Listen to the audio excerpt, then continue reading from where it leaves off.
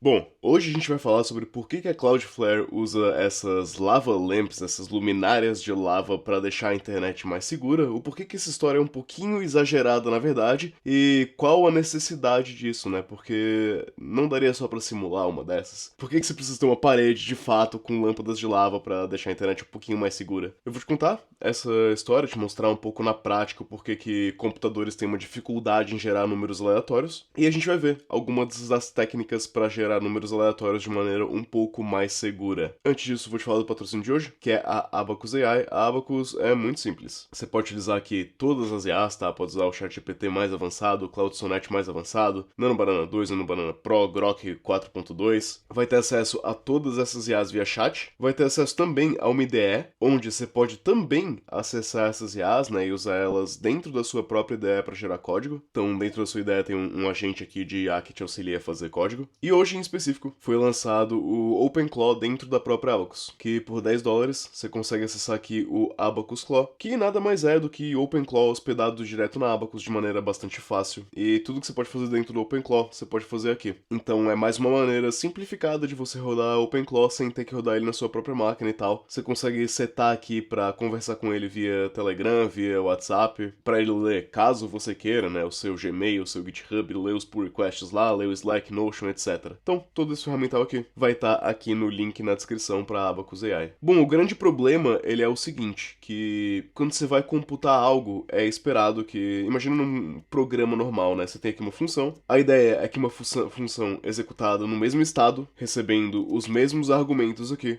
vai gerar sempre o mesmo output, senão, né, não tem utilidade computacional. E toda a arquitetura do seu computador é tudo feito baseado nesse conceito aqui, é tudo feito baseado nessa ideia. Então, tradicionalmente, quando você vai tentar gerar um número aleatório, você só consegue manipular duas coisas. Você só consegue manipular ou o estado ou o argumento, né? Não existe outra coisa que dê pra manipular, além do estado atual do programa e dos argumentos que esse programa recebe. Não tem como fazer nada de diferente. Qualquer que seja o número aleatório ou pseudo-aleatório que você vai gerar, vai ter que ser necessariamente baseado nisso daqui, vai ter que ser necessariamente derivado do estado ou do argumento. Não tem outra coisa que dê pra derivar. Então, tradicionalmente, você vai ter uma função para gerar um número aleatório que vai ter uma seed. Ela recebe uma seed, né? Essa seed a gente pode considerar que é o argumento da função. E ela vai também atualizando o próprio estado a cada execução dessa função. Um dos algoritmos mais clássicos disso é o LCG, Linear Congruential Generation, algo assim, Generator, em que a partir de umas constantes, você vai ter a constante A, a constante C, a constante M, a partir de três constantes e um argumento que vai ser passado para dentro da função, ele vai gerar um número que aparenta ser aleatório. Não vai ser aleatório de fato, tá? Ele só aparenta ser aleatório. Ele se comporta como a gente esperaria um número aleatório.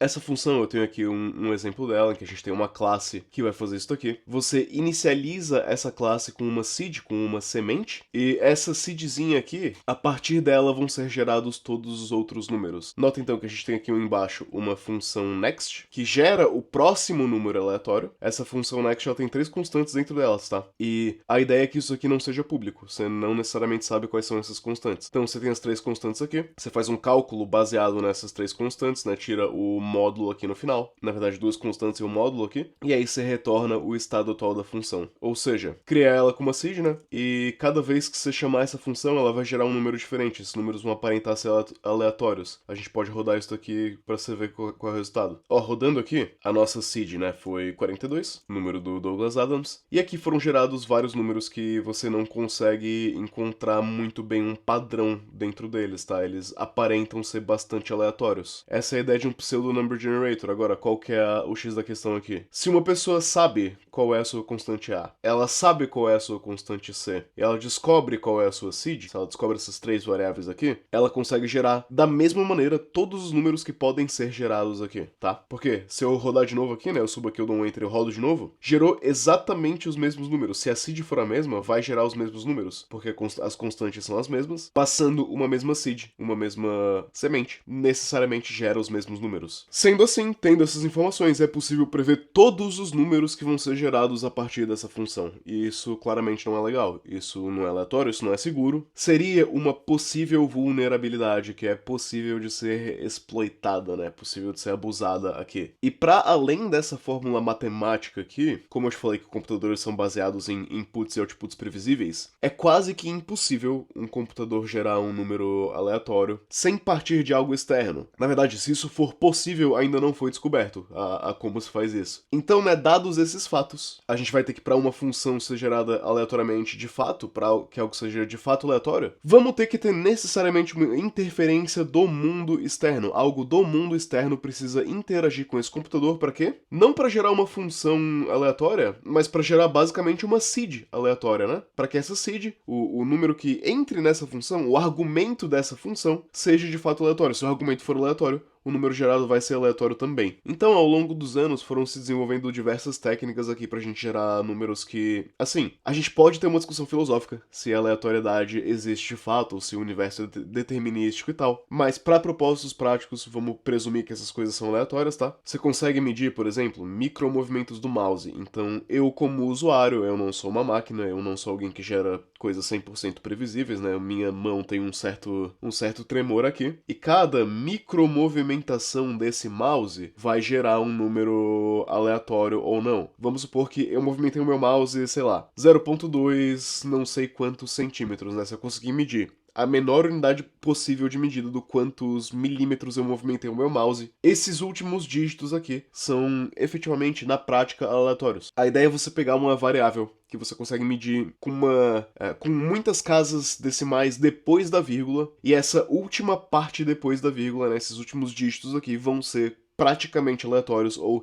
indistinguíveis de algo aleatório. Outra fonte de aleatoriedade, né, como a gente está presumindo que o usuário, sendo um ser humano que tem falhas, o ser humano interage com o computador via mouse e teclado. Então o teclado pode ser outra fonte de aleatoriedade. O tempo que você demora entre digitar uma tecla e outra, ele vai ser provavelmente em milissegundos, tá? Mas ele também pode ter várias casas depois da vírgula. E novamente, essas últimas casas depois da vírgula aqui, do quanto tempo demorou em milissegundos, podem ser utilizadas como um número aleatório também. É lógico que essas primeiras aqui não vão ser aleatórias, né? Cada ser humano vai ter uma tendência a digitar uma tecla em tantos milissegundos, por isso que você pega as últimas casas, não as primeiras. Você vai ter também atividade de disco, que, novamente, não é algo aleatório, mas é um processo um pouquinho mais físico. Você vai ter coisas de CPU, temperatura da CPU e tal, esse tipo de coisa. O percentual exato de CPU utilizado, etc. E você consegue sempre pegar os últimos dígitos e usar esses detalhes aqui, ou pedaços desses inputs aqui, como geradores aleatórios. Inclusive, se você já viu conteúdo de speedrun na internet, por exemplo, speedrun de Pokémon, você vai ver que os atletas, né, as pessoas que competem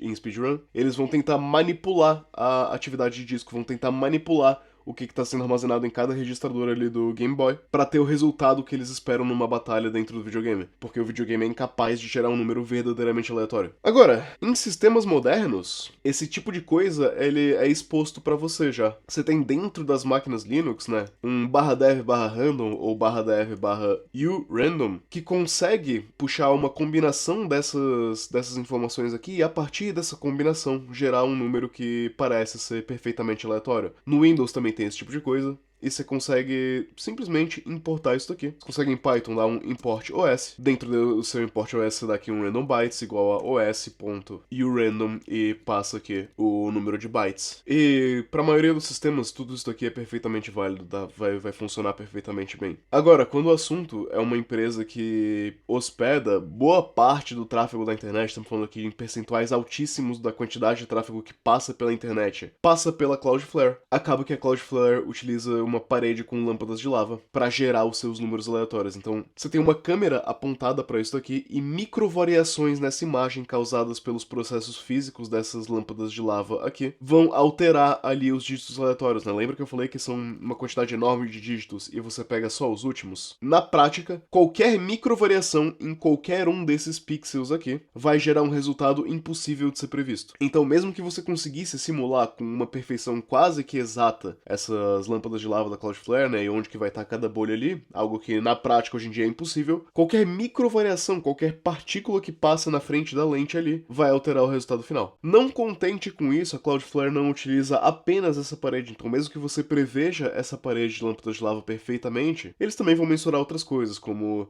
radiação, barulho estático, eletricidade, a temperatura de CPUs e tal, e no final a Cloudflare consegue gerar um resultado que mesmo os melhores profissionais com o melhor ferramental do universo não conseguiriam ser capazes de prever, e assim, de fato, é gerado um número que realmente é pra nós, aleatório. Então, né, se você for um pouco mais criativo e quiser usar coisas que estão fora do seu computador, né, fora do CPU, disco, mouse e teclado, as pessoas costumam usar imagens. Então você tem imagem das lâmpadas ali, né? Radiação, você tem também o barulho atmosférico. Você pode vir, por exemplo, no site random.org aqui e ler um pouco mais sobre aleatoriedade de verdade, tá? Que ele explica aqui, ó, que a aleatoriedade ela vem através de barulho atmosférico aqui. Então eles estão medindo ondas de rádio, ondas eletromagnéticas, esse tipo de coisa aqui. Pra gerar um númerozinho aleatório, você consegue utilizar até isso daqui via uma API, se for o caso, né, se precisar. Hoje em dia, o próprio hardware da sua CPU consegue gerar esse tipo de coisa baseada em microvariações do campo eletromagnético. Então a Intel vai ter aqui o que a gente chama de RD-RAND, e esse RD-RAND vai ver por temperatura e eletricidade. Essas duas coisas aqui, tá? Então, esse era o vídeo. Espero que você tenha gostado de um vídeo talvez um pouco menos prático, talvez um pouco mais interessante sobre aleatoriedade na computação e como a gente pode encaixar diferentes sistemas para cumprir um objetivo, né? Você vê que existe espaço aqui para uma certa criatividade para gerar uma solução que seja interessante. E sim, eu tô meio doente nesse vídeo. Valeu, pessoal.